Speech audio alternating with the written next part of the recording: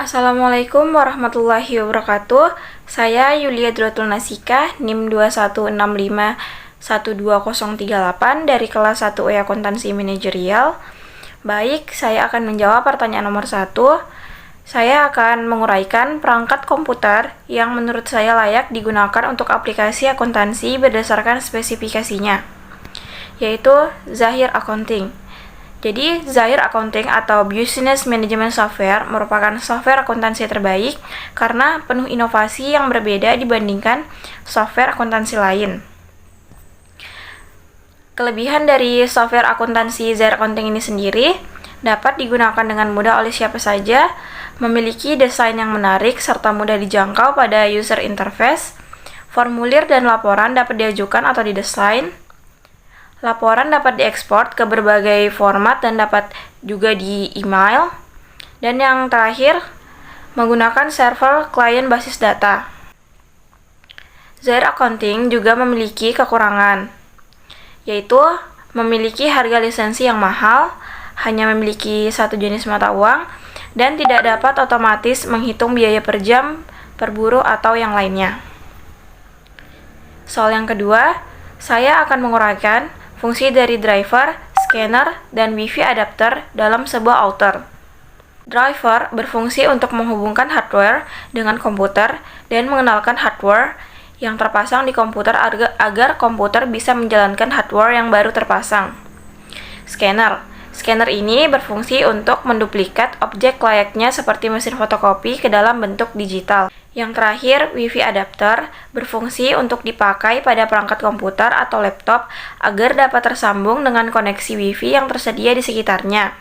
Wi-Fi adapter ini juga menggunakan gelombang radio saat melakukan proses pertukaran data.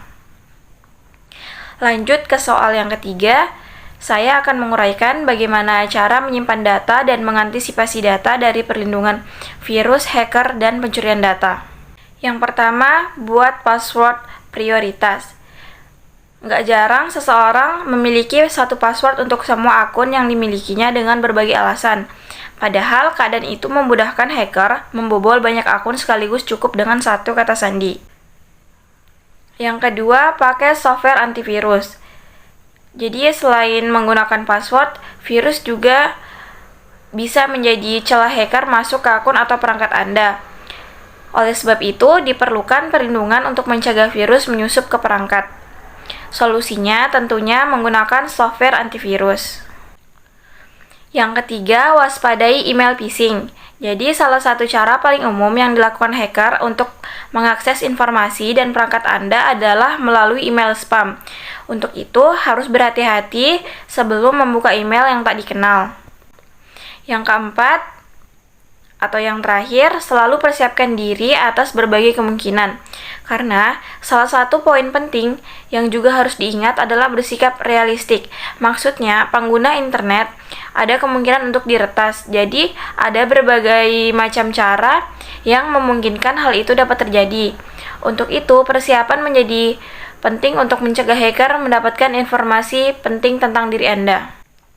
Soal yang keempat, saya akan menguraikan apa yang dimaksud mensitasi dalam karya ilmiah dan bagaimana cara mensitasi sebuah karya ilmiah. Jadi, mensitasi adalah mengkaji berbagai macam pustaka untuk memperoleh pemikiran atau informasi terkini terkait dengan topik yang akan dibahas. Selanjutnya, cara mensitasi karya ilmiah. Yang pertama, mengutip secara langsung. Jadi, cara ini dilakukan dengan mengutip pernyataan dari sumber tulisan lain lalu menuliskan ulang dengan bahasa penulis sendiri. Yang kedua, mengutip secara tidak langsung. Jadi, mengutip secara tidak langsung ini ialah cara menulis kutipan dari sumber asli tanpa mengubah kalimat aslinya. Artinya, kita tidak mengubah atau mengurangi maupun menambah komentar maupun kalimat apapun dalam kutipan tersebut. Soal yang kelima, saya akan menyebutkan spesifikasi komputer atau laptop yang saya miliki beserta kekurangannya. Saya memiliki laptop Asus VivoBox P1411CMA.